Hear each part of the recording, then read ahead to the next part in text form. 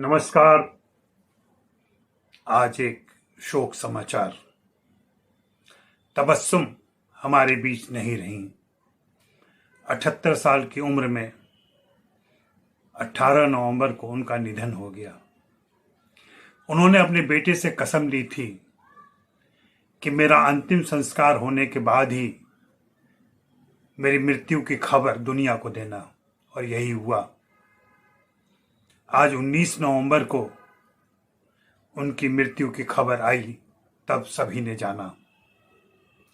तबस्सुम हम सबकी प्रिय, तबस्सुम को हम सभी ने टीवी पर देखा, यूट्यूब पर इन दिनों देख रहे थे। तबस्सुम टॉकीज में फूल खिले हैं गुलशन गुलशन की सबको याद होगी। उन्होंने यह कार्यक्रम 21 सालों तक पेश किया था। कह सकते हैं यह भारत का पहला टॉक शो था। और सचमुच आज जितने लोग यूट्यूब या किसी और प्लेटफॉर्म के जरिए बातचीत कर रहे हैं और फिल्मी सितारों से परिचित करवा रहे हैं, उसकी शुरुआत तबस्सुम ने की थी। तबस्सुम को हार्दिक श्रद्धांजलि हम सभी की तरफ से बनती है, हम सभी पत्रकारों की तरफ से बनती है। वो हमारी इंडस्ट्री की पहली ऐसी पत्रकार रहीं जो सभी की प्रिय रहीं।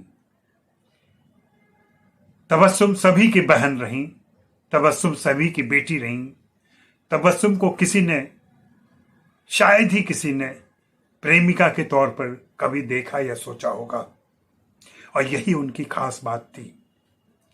और उनकी मुस्कुराहट, उनके बोलने की अदा, सवाल पूछने का तरीका, आत्मीयता जो वह पर्दे पर पेश करती थी, जिसका इंटरव्यू कर रही हो उसकी करीबी, उसके साथ काम कर चुकी और उसके परिवार का हिस्सा बन चुकी तबस्सुम हमेशा कुछ अंतरंग बातें लेकर आती थी।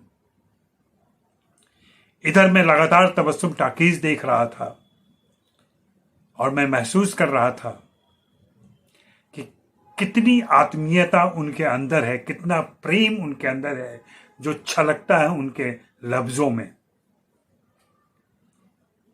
मौका मिले तो आप तबस्सुम टॉकीज जाकर देखिए यूट्यूब पर, और सलीका सीखिए, बातचीत करने का सलीका सीखिए, तरीका सीखिए, वह अदब सीखिए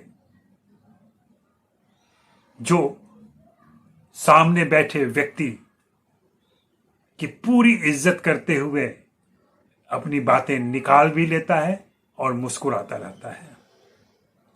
तबस्सुम, आपको सलाम। आपने जो लकीर खींची है, उस लकीर को पार करना या उस लकीर से बड़ी लकीर खींचना शायद ही किसी के लिए मुमकिन हो, क्योंकि अब किसी के पास ना तो इतना वक्त है और ना इतनी मोहब्बत उनके दिलों में बची है कि वे कोई टॉक शो 21 सालों तक चला सकें। मुझे लगता है कि दूरदर्शन को उनके फूल खिले हैं गुलशन गुलशन के विशेष वीडियो जारी करने चाहिए, दूरदर्शन के यूट्यूब चैनल पर जारी करना चाहिए, और उस अकूत, उस अथाह दस्तावेज से दर्शकों को परिचित कराना चाहिए। उन्होंने बातचीत के रूप में हिंदी फिल्म इंडस्ट्री के इतिहास को सहेज कर रखा है।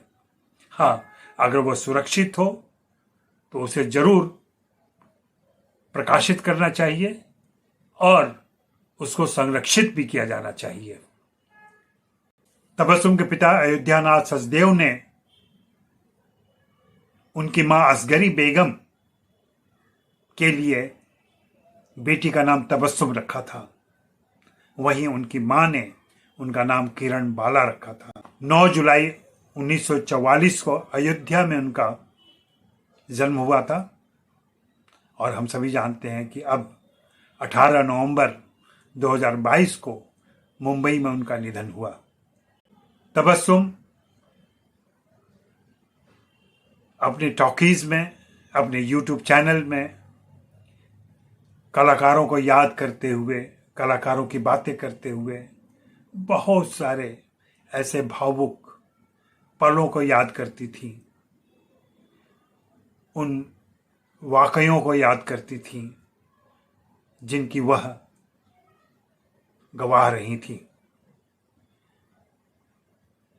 मुझे लगता है कि YouTube के सभी दर्शकों को उनके चैनल पर जाना चाहिए, तबस्सुम टॉकीज़ पर जाना चाहिए और देखना चाहिए। और उनके परिजनों से मेरा आग्रह रहेगा कि वे इसे जारी रखें और उनके रिकॉर्ड में जो भी वीडियो मौजूद है उसे रिलीज करते रहें। अंतिम विदाई आपसे सबक लेते हुए, वैसे ही अंतरंगता, वैसे ही आत्मीयता, वैसे ही सद्भावना, वैसे ही पॉजिटिव बातें यूट्यूब पर मैं करता रहूँगा। कोशिश करूँगा कि ऐसी ही बातें आप सभी के सामने ला सकूं। शुक्रिया, मेहरबानी, धन्यवाद। आइए तबस्सुम को याद करें।